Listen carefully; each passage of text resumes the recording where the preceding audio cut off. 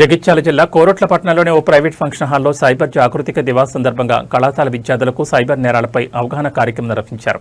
ఈ కార్యక్రమంలో జిల్లా ఎస్పీ అశోక్ కుమార్ మాట్లాడుతూ సైబర్ నేరగాళ్లు మాయమాటలతో ప్రజలను మోసం చేస్తున్నారని, అపరిచిత వ్యక్తులు ఫోన్ చేసి వ్యక్తిగత సమాచారం అడిగినా ఎట్టి పరిస్థితుల్లోనూ ఇవ్వొద్దని సూచించారు. మొబైల్కు వచ్చే సందేశాలకు స్పందించి ఓటీపీలు, బ్యాంకు వివరాలు, వ్యక్తిగత పిన్ నెంబర్లు వంటి గోప్య సమాచారాన్ని ఎవరితోనూ పంచుకోవద్దని హెచ్చరించారు. దొంగతనాల నివారణకు పోలీస్ శాఖ ప్రత్యేక చర్యలు చేపడుతోందని, ప్రతి గ్రామంలో సీసీ కెమెరాలు ఏర్పాటు చేసుకుని భద్రతను మరింత బలోపేతం చేయాలని ప్రజలకు సూచించారు. ఈ కార్యక్రమంలో additional SP Chetan Nitin, DSP Ramulu, Korutla CI Lakshminarayana, కళాశాల ప్రిన్సిపాళ్లు, విద్యార్థులు పాల్గొన్నారు.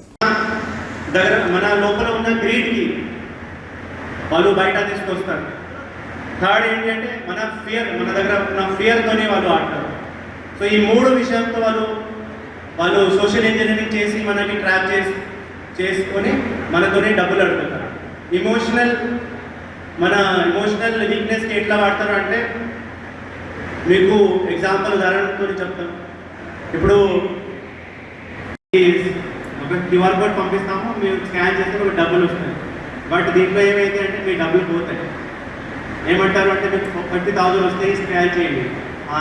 స్కాన్ చేసిన 50,000 కొట్టండి. ఈరోజు కొడతారు, రాలేదు, ఒక మెసేజ్ వస్తుంది, బ్యూటిఫుల్ మెసేజ్ వస్తుంది, యువర్ అమౌంట్ ఇస్ డిడక్టెడ్ 50,000. అప్పుడు మీకు అర్థమవుతుంది ఇది క్యూఆర్ కోడ్ ఎందుకు ఉంది. సో అట్లాంటి మాటని కొంచెం జాగ్రత్తగా డీల్ చేయాలి. ఓకే, సో ఫస్ట్ మైండ్లో ఏముండాలంటే, మైండ్ సెట్ అని చెప్పిన మైండ్ సెట్ చేంజ్ ఉండాలంటే ఇదే. ఫస్ట్ కొంచెం ఒక డౌట్ ఉంటేనే మీరు అడుగుతారు. నెక్స్ట్ క్వశ్చన్ మీరే కొంచెం సస్పిషియస్గా వాళ్ళతో మాట్లాడతారు, అదే better. So thank you. Your class room అవునా కదా, అట్లానే అవుతుంది కదా.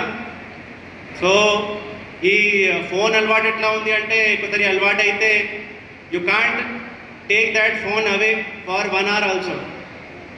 ఇప్పుడు ఒక పెద్ద పనిష్మెంట్ ఏంటి అంటే పిల్లలకి అంటే, ఈ ఫోన్ తీయండి, అతనికి ఫోన్ తీస్తే సెట్ అవుతారు. ఎట్లా అయ్యేది? సో ఇదే ఒకటి పనిష్మెంట్.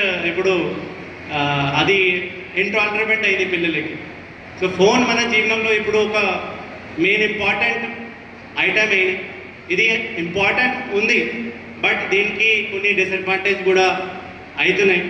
దీంట్లో ఒకటి సైబర్ క్రైమ్, సైబర్ నేరాలు ఈ మొబైల్ వల్ల, ఈ ల్యాప్టాప్ మిస్యూజ్ వల్ల ఇట్లా జరుగుతున్నాయి.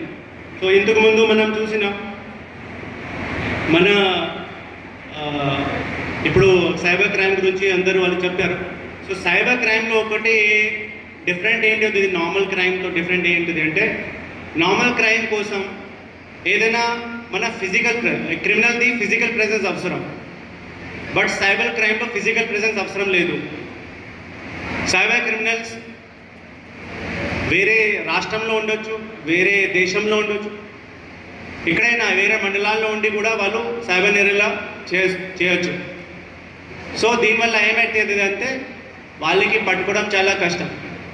సో పోలీస్ తరఫు నుంచి మనం అవేర్నెస్ మీద చాలా ఫోకస్ పెడుతున్నాము. ఎందుకంటే అవేర్నెస్ అయితే ఒకసారి మీరు అవేర్ అవుతారు, ఈ సైబర్ నేరాలు ఎట్లా జరిగింది అంటే, ఏమేమి వాళ్ళు పద్ధతి వాడతారు అంటే, మీరే మన విక్టిమ్స్ ఉంటారు, వాళ్ళు తగ్గుతారు.